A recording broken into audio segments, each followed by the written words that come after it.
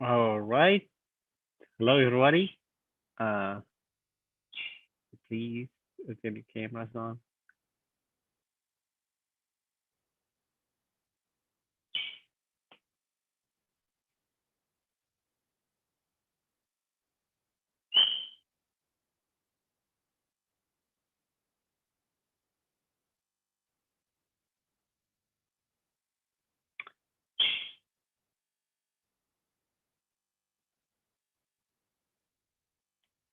All right. So I think I have everybody is here.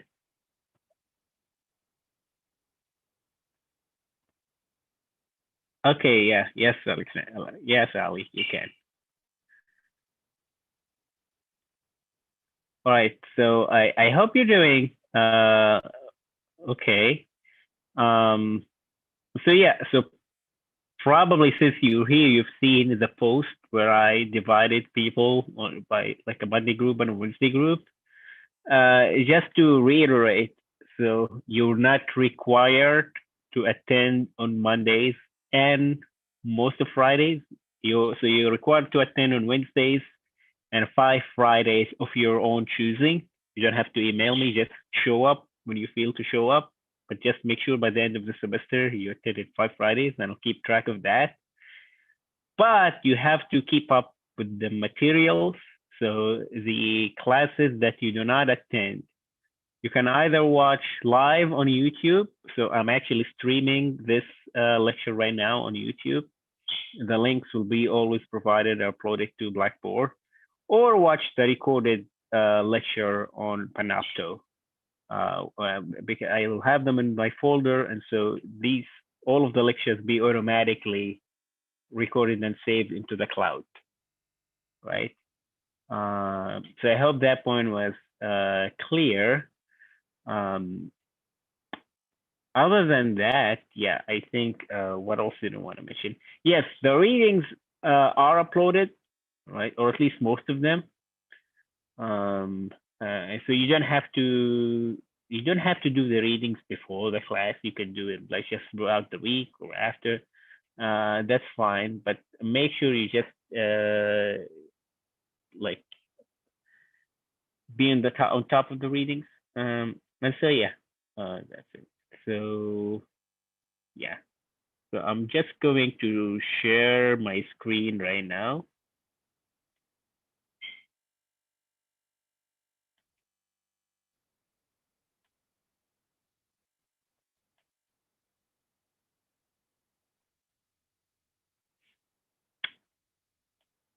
All right, so welcome to week one. So today we're going to talk about research in general and just an introduction of why research is important.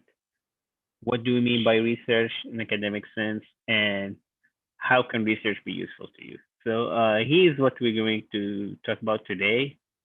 Again, why study research, what communication research is, uses research in academia and industry, where you can find research papers, basically mostly in research papers, what career research, and some key research terms that we're going to use a lot throughout this semester.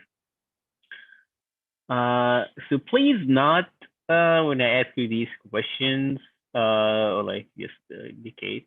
Yes, by the way, before we leave, just for attendance purposes, could you just on the chat send me like a thumbs up or an okay or here or whatever word just to indicate you're here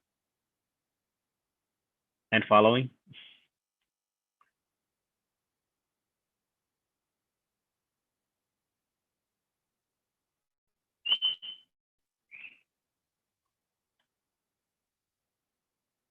Okay, cool. Yeah, it looks like we have everybody. Awesome. All right. Okay. So, right. So, uh, please not if you've heard of these claims or these statements before. So, violent video games increase criminal behavior. Smartphones make people addicted to technology. Kids nowadays have a shorter attention span. Social media influences increase the sales for beauty brands. Looking at magazines covers make people insecure about their bodies. A large size portions encourage people to eat more. How many of you heard of these things being said before, or you read them somewhere, or you listened to someone saying them? They familiar claims, right? Um, so all of these are what we would call claims, and a claim is a proposition or a presumption that there is a relationship that exists between two things, between two constructs, or between two variables. What we mean by a claim. The question is, are they true? Can we know if they are true? How can we know that? How can we make sure that they are true or not?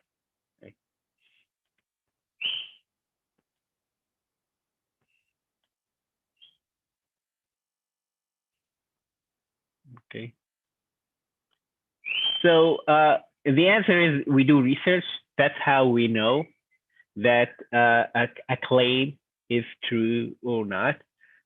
Research is a way of knowing uh, facts, of getting closer to that truth. And research in this specific settings, and at least in this class, and from the intellectual tradition that I come from, we are basing our research on empiricism, or the empirical approach to studying human behavior. And this is also known as the scientific method, sometimes with a capital S. How many of you have heard the word empirical before? Do you know, what do you think the word empirical means? What do you think the word means?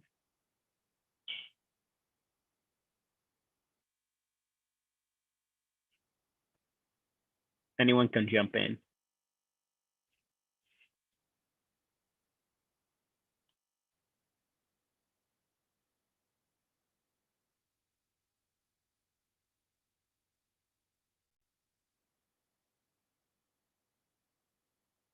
Anybody?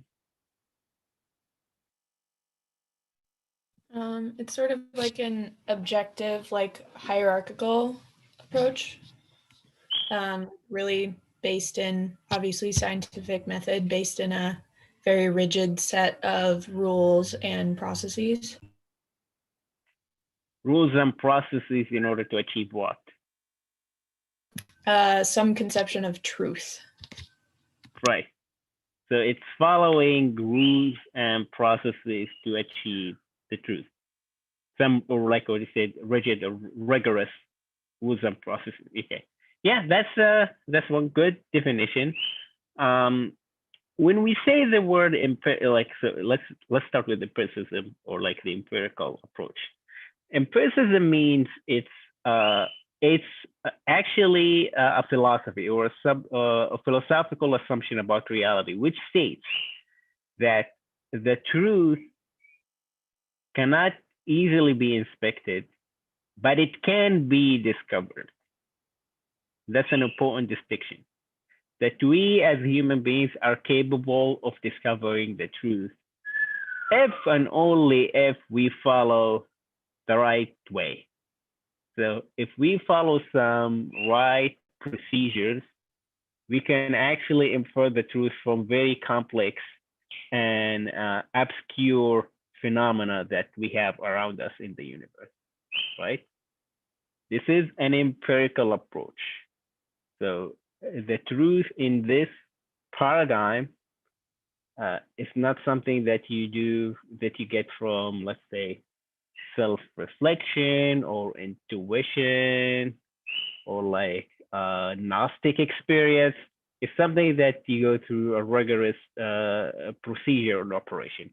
That rigorous procedure is basically what you would know probably before as a scientific method, which is based on observation, reflection, experimentation, and confirmation. Um, and it's put simply observation. So using your own senses, you look at reality and see what relationship exists there. you reflect upon them, which then come up with a hypothesis or an assumption or a hunch. Then say, okay, the trees are falling for this reason, or the wood is burning for that reason.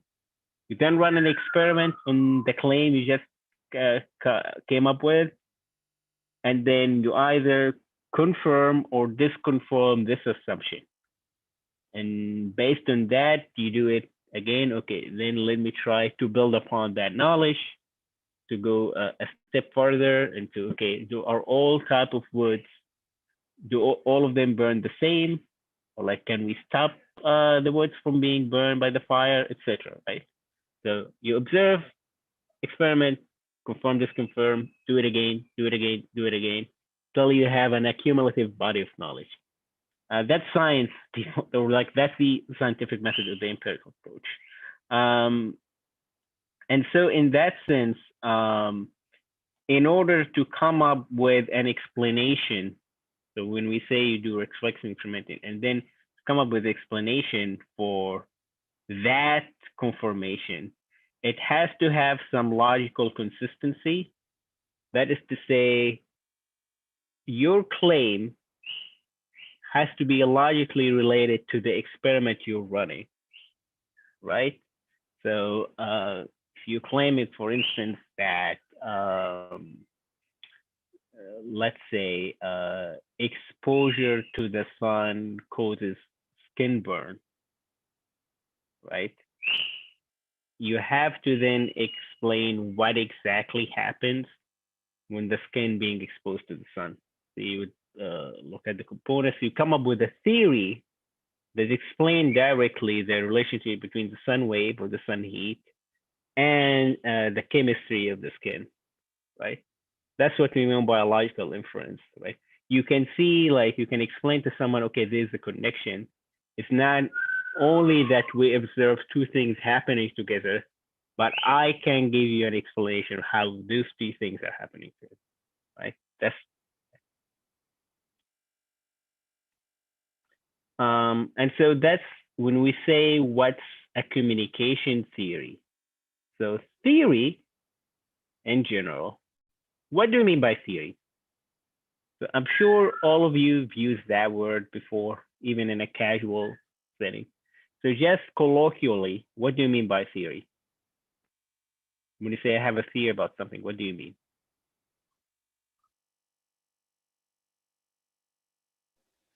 Like a concept, like an idea, but like a little deeper than that. I'd say like a more thought out and like, I guess like I don't really know how to explain it. Yeah, like a thought out concept. Like you kind of delved into it deeper than just like an idea.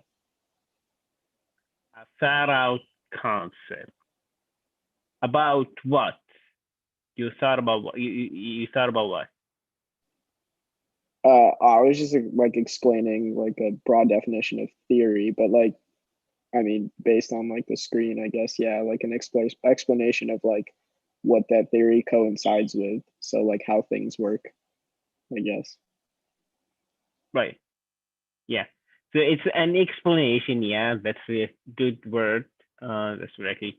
Anyone has a different definition of the word. Can someone give me? Yeah.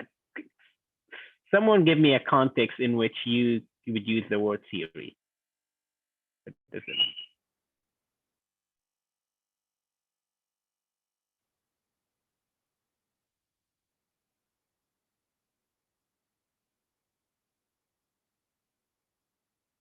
Even if it doesn't confirm with what's being written on the slide. So but in any way you use the word theory, what do you mean by that? I think a lot of people will sometimes use like this is not like socially, but they'll say like a conspiracy theory, and usually it has to be like they've thought it out. It's very like they're using some logical reasoning to kind of connect two things or like kind of say that one thing is leading to another. Right. So it's very interesting about conspiracy. So here's what theory means. So theory always means an explanation, as Andrew has mentioned, and it's always an explanation about how two things two constructs, two variables are related together, right? It explains, for example, how X leads to Y, or it explains how B and C emerge after A. It always has to do with an explanation. And so when people talk about conspiracy theories, with a small t, what are conspiracy theories? Conspiracy theories are claims that explain phenomena that we see by things that we cannot see, right? So, for example, COVID happens, you come up and it spreads all over the world. You come up with a theory like, hey, there's a malignant agent or like a big cabal or like a big organization that's trying to get rid of human beings. And so they're spreading that virus, right? So there is a real phenomenon happening. You came up with an explanation. It could be a good explanation, it could be a bad explanation, but that's an explanation. In the scientific sense, it would only be the word theory itself would be reserved to use on scientifically verifiable explanations, right? And that's a good difference between a scientific theory and a conspiracy theory. The good thing about conspiracy theory is that you don't have to prove anything, right? Because we cannot meet those, I don't know, aliens or that, what do you call it, like the Council of Global Leaders, something like, we cannot really see that, right? Or like we cannot see the lab that someone created it. So you don't have to prove anything, right? In a scientific thing, all of your theories have to be testable. And if they're not testable, they're not really theories, right? There has to be an explanation. So in that sense also, theories are different than facts. Theories are explanation of facts. Right? So that, I think that's what Andrew was trying to express. Let's say you actually thought about the things that you observe. It's not something, okay, like it rained yesterday is not a theory. If you can explain why it rained yesterday, that's yeah, theory. We have a theory about like climate change or like how clouds are formed and then when do we get the rain or not. Yeah, that's a scientific theory. You explain how things happen, right? So theory is always an explanation of how things happen, okay? Let me go back. A communication theory then, it becomes easy. It's just applying that to the communication field. It's like the relationship between two concepts in the communication process. And to remind you what the communication process is, we have what? The sender, the receiver, and then we have a message in between that goes through a channel. And then we as communication scholars, with common explanation of, for example, why the audiences pay more attention to channel A versus channel B. Come up with a theory for that. Or like why, for example, actor A chosen these symbols to convey this message, right? Or like what components of that message made it more persuasive than others, right? We come up with theories to explain variation in the success and failure of the communication process. Right? And those explanations have to have some logical relationships.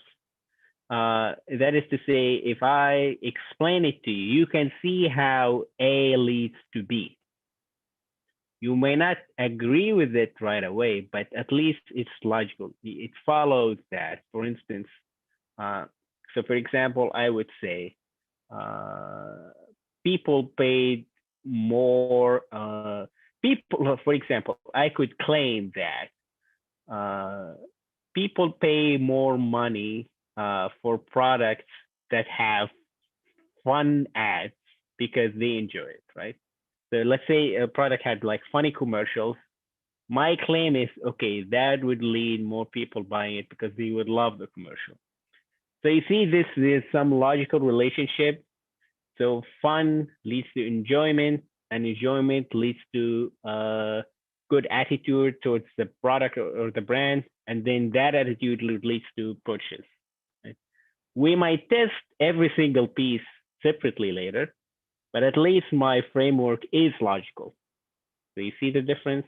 I explain how things move from A to B to C, and then we can test that. And if I prove it, I have a scientific theory, right? And so this idea of becoming, of thinking about things from an empirical standpoint would help you in your field in a sense that being familiar with research would help you, say, read market reports. So when you look at trends, let's say of the housing market, of the stock market, of the job market, for instance, you can think about causes and effects.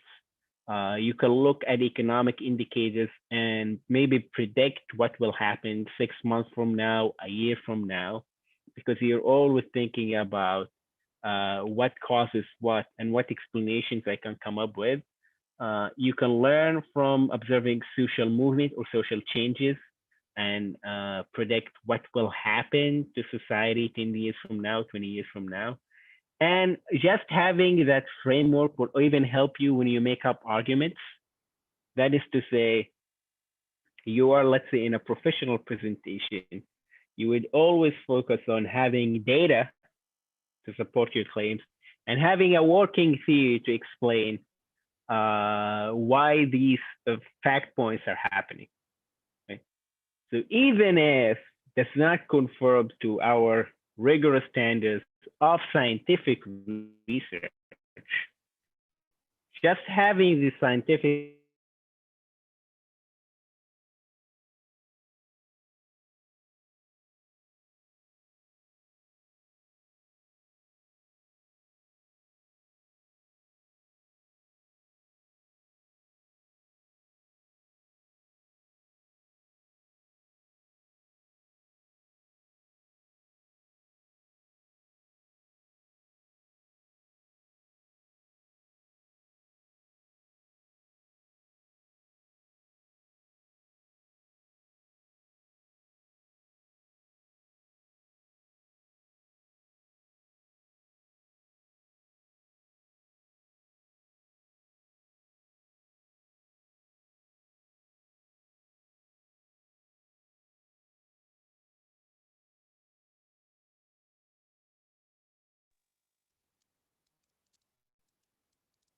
yeah, so I think I was gone for a second, right?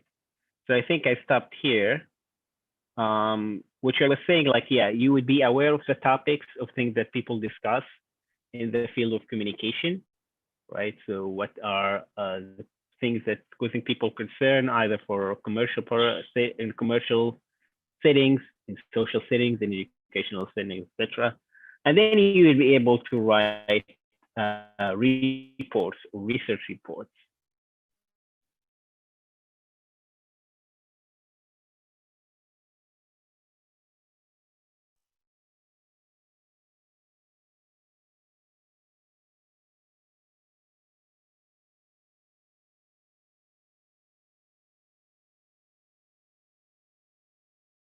Uh, so violent video games and film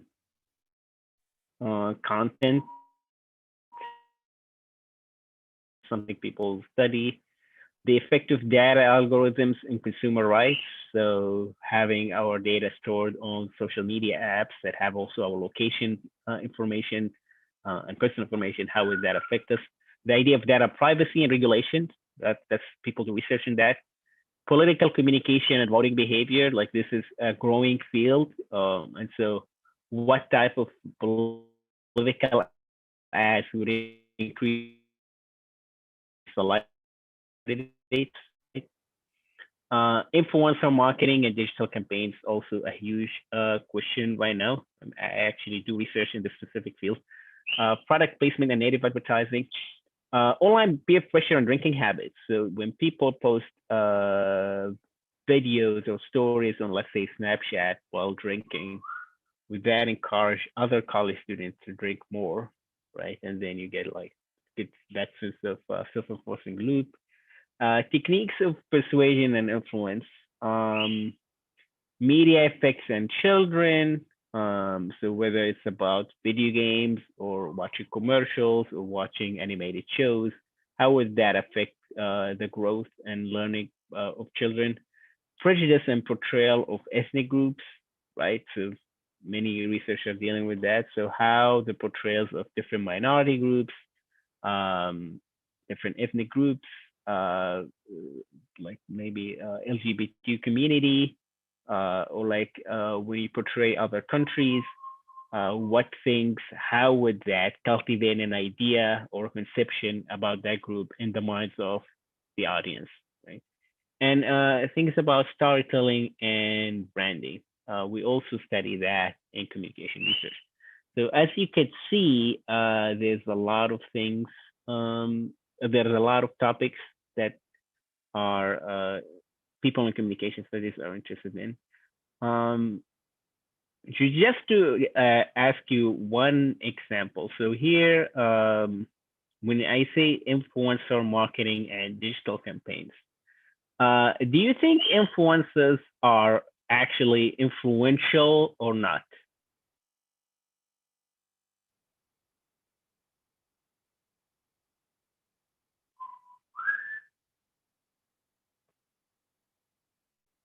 And I think I should have asked, do you know what influencers are?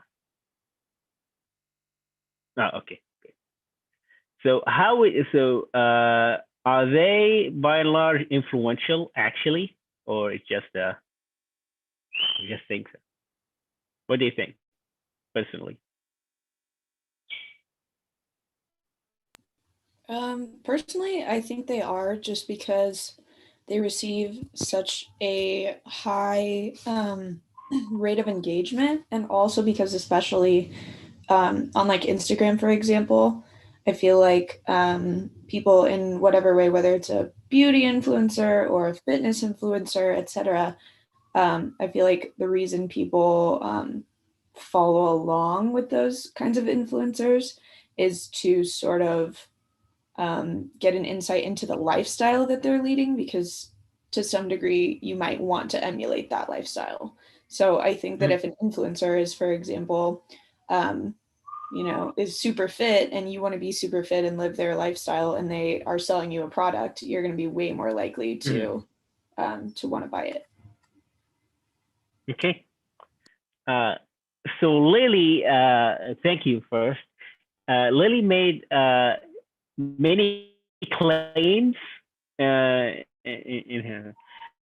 Like, so first claim is that influencers are influential because they generate higher engagement on social media, like for example, just Instagram.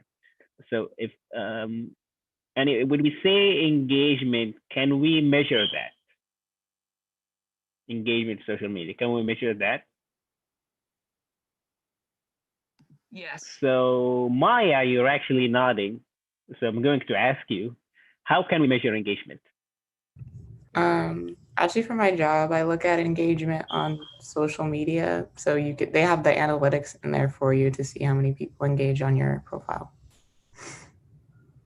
Can you explain any examples of those analytics for people who are not familiar? Those analytics, they can have like how many people just stop on your profile. It can have how many comments you have on each post, and it'll average it out for you. It will have like how many people like your post on average, or just things like that. It'll collect all that data for you. Yeah. So talking about engagement. So the claim is, if an influencer, we want to know if a specific influencer is effective or not. We can look, for example, what Maya is saying, like how many people like log into the profile. So they click when they see, so example, they see it, let's say on the timeline, and then how many clicked on and went to the profile. I'm talking to people who are supposedly familiar with Instagram, I hope at least. How many people commented? So a personality that is generating higher rate of comments, higher rate of likes, higher rate of even save, right? You can save tags. etc. That would be there are no shares technically on Instagram. You can do it another way, but anyhow, so people engage, so they take actions with that profile and the post by that person or influencer. So we will take that as an indication of higher personal engagement by the audience. Correct? So we call that, so those analytics are the thing that can support the claim. So if an influencer is effective, we can see that they actually generate higher engagement on social media. Correct? What would be a problem with that approach? If you're a brand that is interesting into getting into a partnership with that influencer, how you might think that, you know what, this engagement thing might not be important to me. Why do you think someone would think this way? If you're a brand.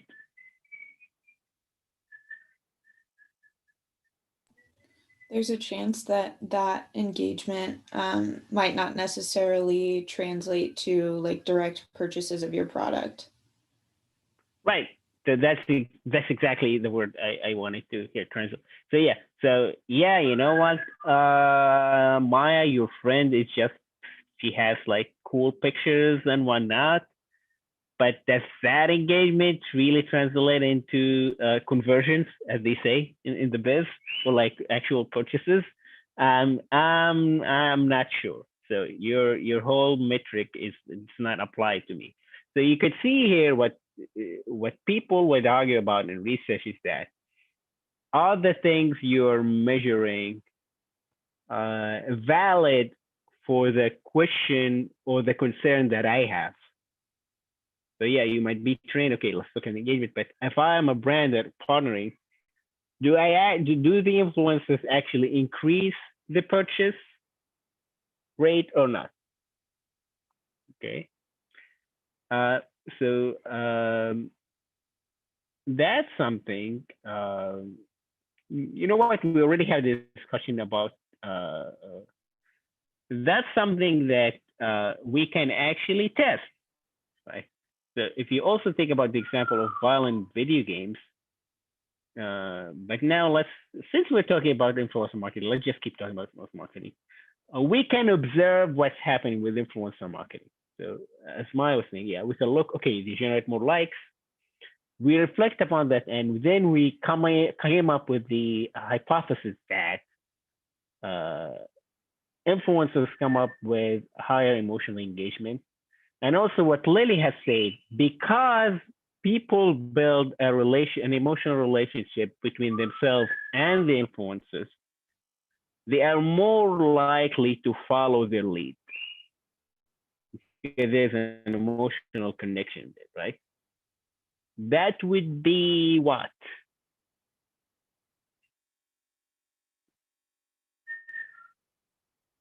A theory? So, yes, thank you. Yeah, that would be a theory. So emotional engagement leads to increases actions. That would be a theory, right? So it's an explanation of how X would lead to Y. Cool. And that theory, but at this stage, it would be called technically a hypothesis. We would run an experiment. So, okay, let's do post by influencers. We measure emotional engagement, and if we say a higher emotional engagement will translate into actually higher, maybe imitation of behavior, purchase behavior, recommendations, visit to a location, healthy behavior, whatever outcome you're trying to measure, right? So whatever type of influencer we're studying, right? Based on that, we would generalize then. So if we discover that in one specific setting, we're saying, well, actually, influencers who drive up emotional engagement would actually then drive up commercial or transactional engagement. or conversions, whatever label you want to use, right? So in that, then at that stage, it would be called a theory with like a capital T, right? To be very technical here. So this is, so you see how it's being done. So it's not only about facts, but then we have an explanation of how the facts are related. That's what research is all about.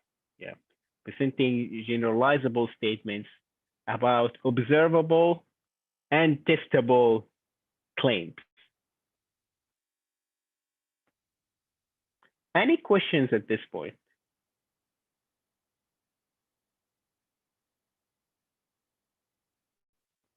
Cool. And so we've already touched upon the points I have on the screen right now.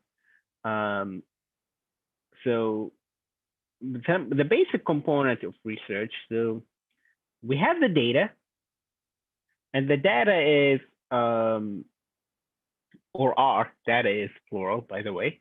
Singular is datum, that no one uses, but data are observations you get either from a national settings or from an experimentation, right? So to stick with the example of influencers, the data would be the number of likes or the number of click-throughs to the website or the numbers of people who made purchases that came through that website, or just a scale. If I ask people in the survey, to what extent do you trust that influencer? To what extent do you like that influencer? On a scale from 1 to 7, right? Those are data. That's what you call data, right? And they can also be qualitative data as well. So based on interviews, right? That's what we call it data. And those data are meant to support a claim. So we're saying this influencer is effective. That's a claim. And then we have the data that show the increased click-through rates, for example. That's the data. And that's data showing, yeah,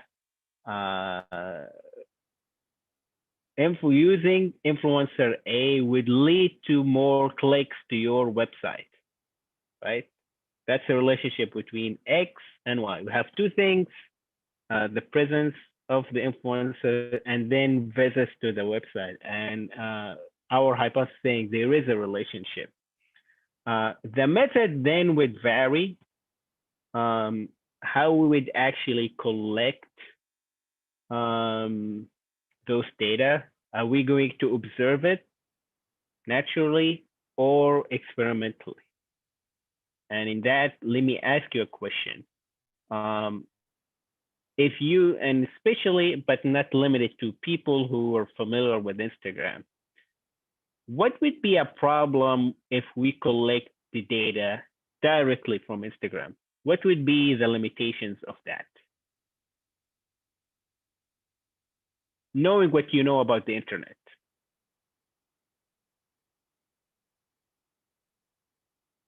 Some of that data could be fabricated.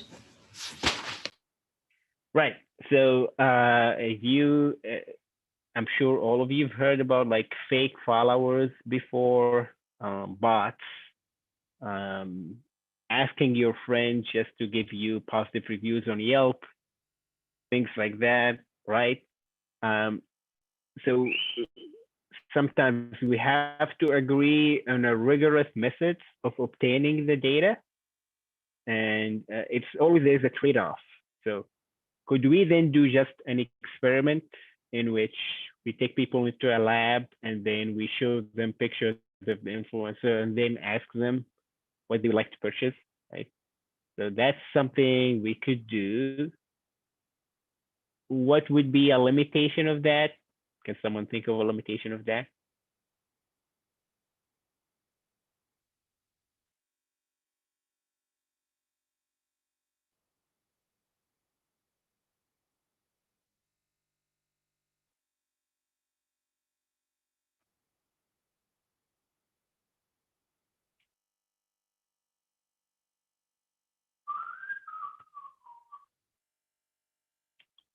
So let me ask again, if I take an experiment done in a lab on Instagram, right, versus actual users on Instagram, what would be different when you browse Instagram in a lab? What would be different? Just think personally, the way you browse Instagram, how would it be different if you just someone bring you into a lab and ask you to browse Instagram? What things will be different? The actual app and interface wouldn't be personalized to you, so it would look very different than if you were actually involved in a separate study on your own Instagram and going through the profile. Yeah, that's exactly right. So assuming I'll make up like a mock-up version of Instagram, or like even if you go to the desktop version, it would feel different to the actual interface. What else? Something very similar to what Zoe was describing. What else would feel less natural?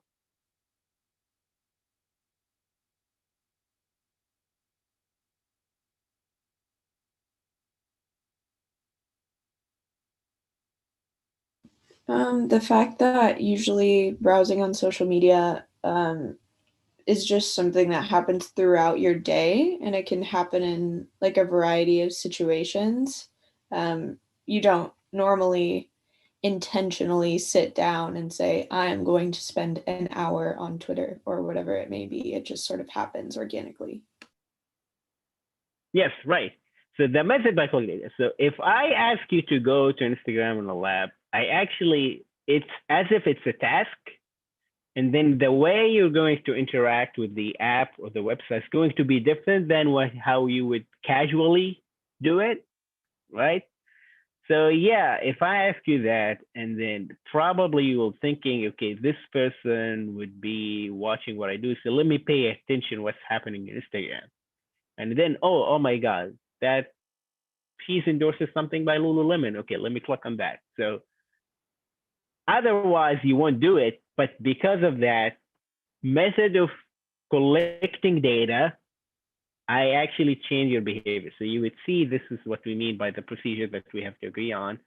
What sort of a balance you would put in order to facilitate the data collection. So that's what we mean by the method. And then a variable, when you say a variable, is something that varies.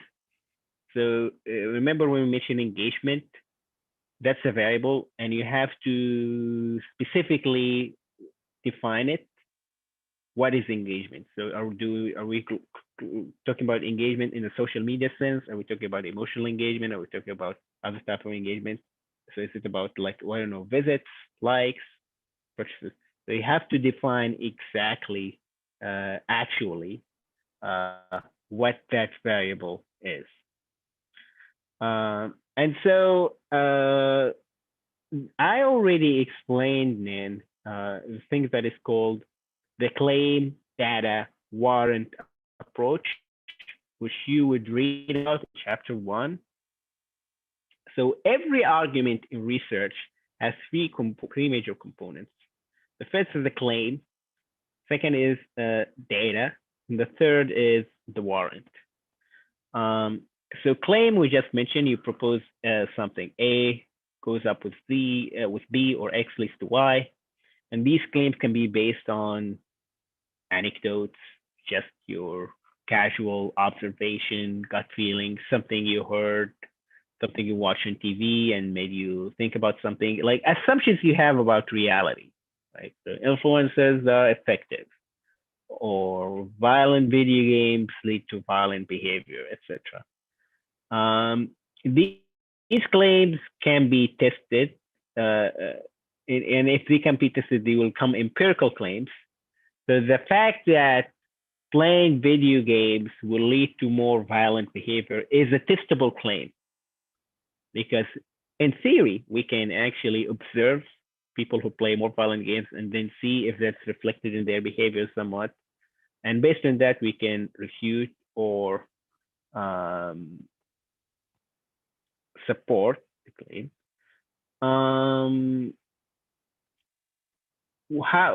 So when we mentioned that the effectiveness of influencers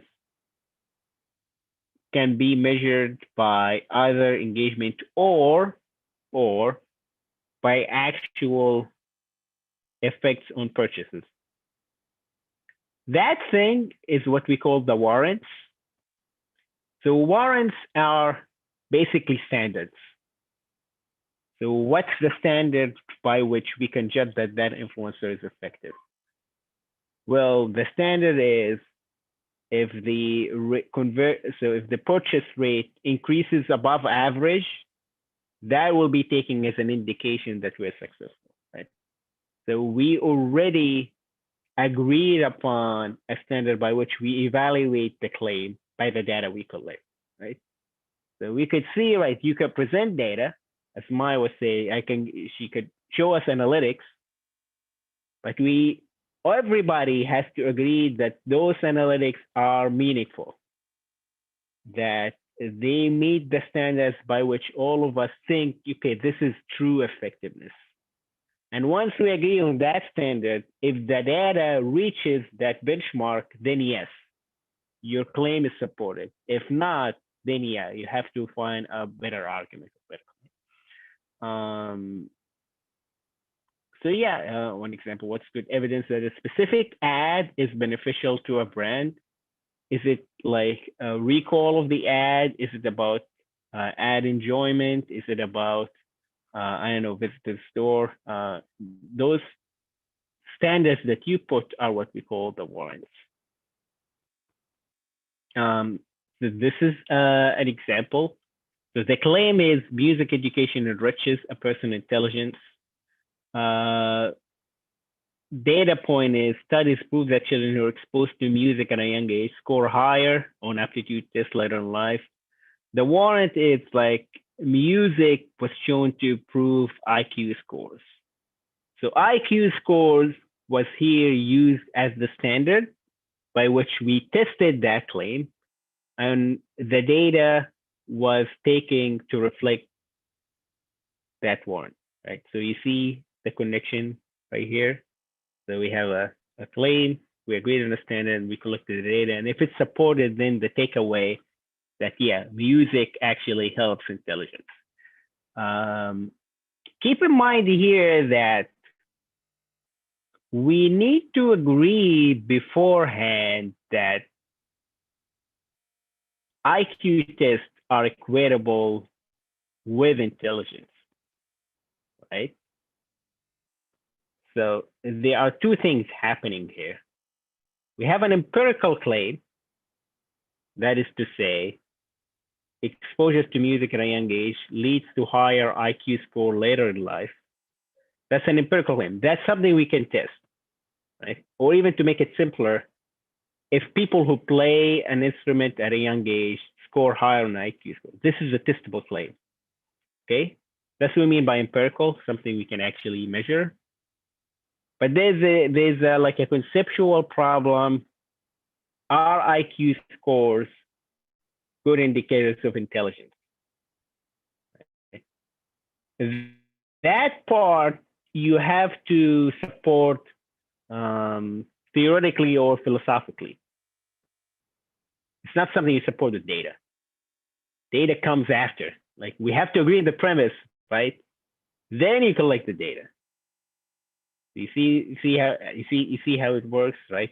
You have to come up with a standard. So either like there's usually a body people have been doing, or like there's some philosophical schools that support it, and then you come up with the claims so you can test. But always the warrants come up with is something that a standard you produce driven from a specific theoretical tradition or like a school of thought, right?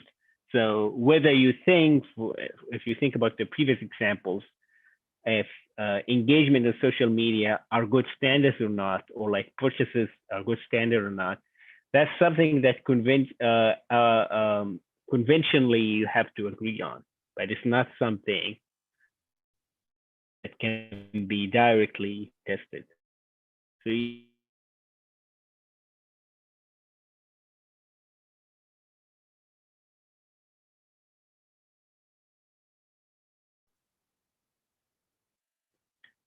So yeah, so that's basically it for today. For next week, actually, and I'm going to post this to the discussion board. Try to find a news story or report or an article or whatever, and then try to formulate it in such a manner, like exactly the way I talked about. So tell me what the claim of the article is, what data is relied upon to support the claim, and what is the standard by which they say the data actually support the claim, right? Or what we call the warrant. So the claim, the data, the warrant. This will be posted to the discussion board, so you have to think about it. So this is not by any means a detailed assignment, just anything that you find interesting or any argument you find interesting, and then just share it with us, and so we could discuss it later next week. Do you have any questions?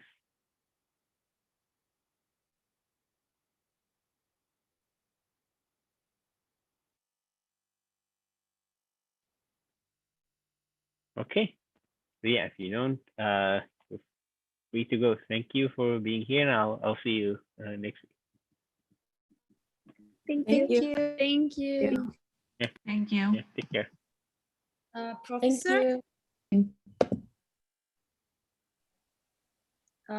Professor,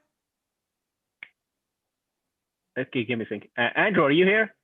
Yeah, I am. I just had like a quick question for you.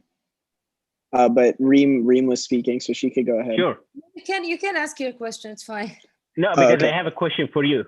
I have a question. Okay. So what were you saying in the chat? She came in. My friend Ari, like she had a doctor's appointment, so she came in like 10 minutes late. But she just wanted me to like update Okay. you and let you know. Also, I was in your 8 a.m. section like before. And we had like class on Monday, but you didn't like show up at 8 a.m. I think like there was like probably a scheduling problem. But I finally got off the wait list for this one, so that's what I wanted. I was wondering if I could switch my like schedule for Wednesday, because on the paper I am on Monday. So I was wondering if I could Wednesday? Yeah, if I could be on Wednesday, Yeah, that would okay. be fantastic. Okay, cool. Cool. That's it. All right. Okay. Thank cool. you. Thank you. Okay. Bye. Professor? Yes. Hi. Yeah, I had the question about attending the class because like I'm not in the US. Okay. Oh yeah. We yes, it's all online. Okay. Yeah. Okay. So let me actually stop this. So yes,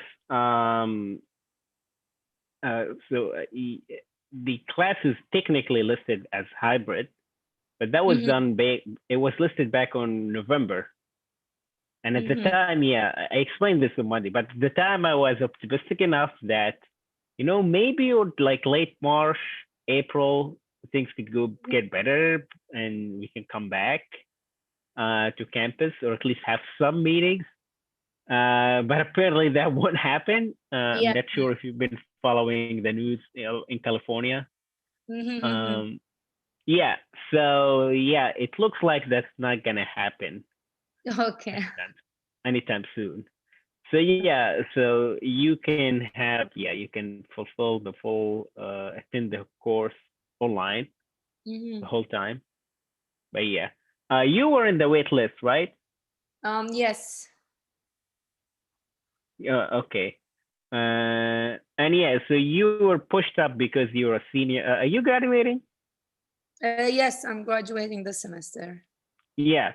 So you were luckily you were pushed up. Like you were but you were pushed up because you got like we give priority to graduating seniors. But I'm glad you're here. Yeah. So I explained this before, but you weren't here. So do you understand how the attendance thing works? No. Okay. So by the way, can you put your cameras on? just to. Yes. Okay. Yes. Hi. Hi. Yeah. Uh, so yeah, about the cameras. So at the beginning, you can turn your cameras on, but if you have something, you can turn it off during class. And the reason I ask for that, I know some people have weird rooms, so they get bothered by it.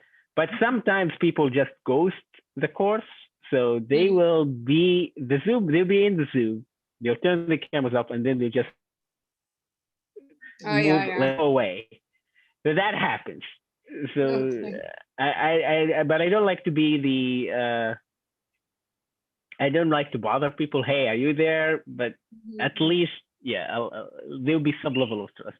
So that's one thing. What I want to say. So yes, so if you go to Blackboard announcements, so you would see I splitted the class into the Monday group and a Wednesday group. Yeah. Okay. So people who are in the Monday, so you will be required only to attend the class once a week, synchronously. Mm-hmm. And then you can watch the other two lectures asynchronously, or like you can watch it on YouTube. So you don't have to be in the Zoom call, except once a week. You can watch the other 2 days on YouTube. So all of the lectures will be streamed live on YouTube, and they'll be recorded also. So if you want to watch them live or you want to watch them later as recorded, that's fine. But you have to keep up with the materials. So yeah. So that's the first part. You have to attend all of the classes in your assigned day, plus 5 Fridays of your choosing, 5 Friday lectures of your choosing. So any 5 Fridays, you don't have to email me, hey, I'm attending week 1, week 2, week 5, and 6. No, just whatever Friday you feel free, then just show up, be fine. And then I'll take attendance. And at the end of the semester, I'll just calculate how many you've attended. Okay. So that's the first part. Then yes, so that's about it. And then there's something that I forgot. Yes, so please read the syllabus. There are a few important things. So another thing that when you read the syllabus about assignments, so if you go to the course schedule on the assignments sheet, you will find that I have 6 assignments listed, 6 individual assignments listed, but you are only required to do 4 of them. Okay. Right? And it's the same thing. You don't have to email me saying I will do this. Just when due date comes, just submit. So you will do 2 assignments that are worth 10 points and 2 assignments that are worth 15 points. And so the total for individual assignments would be 50 points. And so that will be it. Other parts are, I think, self-explanatory. So yeah, yeah. So you just read the syllabus and let me know. What's your major, by the way? Economics. Okay. Have you taken a method class in economics? No. But No? I'm taking no, but I took like a lot of classes for economics. It's like all like research. Even this semester, I'm taking like a class. It's like basically all like research. I'm assuming, so I only took 2 economics classes in my life, but I'm assuming you do stats, like you have Yeah. stats. Yeah. Okay. Yeah, I'm sure they explained like hypothesis testing before, like that's. Yeah. Yeah. So yeah, I'm assuming this class should be easy peasy for you if you're coming from economics. It should Yeah. be. I don't know. I don't know, but we'll try our best. But yeah, it won't be a hard class. So yeah, hopefully you can add something. But this class is actually not heavy in numbers, so I know people take it as require to fulfill the quantitative reasoning requirement in like I mean in the curriculum, or like just research method Yeah. requirement. So yeah, it's not him. We only spend like about 2 weeks on stats, or 2.5. That's it, and it's not heavy. So we do correlations and Okay. T test and things like that. Very simple. And do you use a specific software? We use Stata. Oh my God, no, we're way yeah, we're way simpler than that. Oh, but no, we don't use data in this class. We use much Okay. simpler softwares. I actually need to include that in the on the syllabus. So we would so there's a software that I would ask students to download, but that will be after spring break. So we wouldn't do Oh. any stats until after spring break. Mhm. So yeah, so that's it. But yeah, yeah. If you have any questions, let me know. Okay. Okay. Thank you. Okay. Take care. Thank you so much. Have a good day. Goodbye. Bye.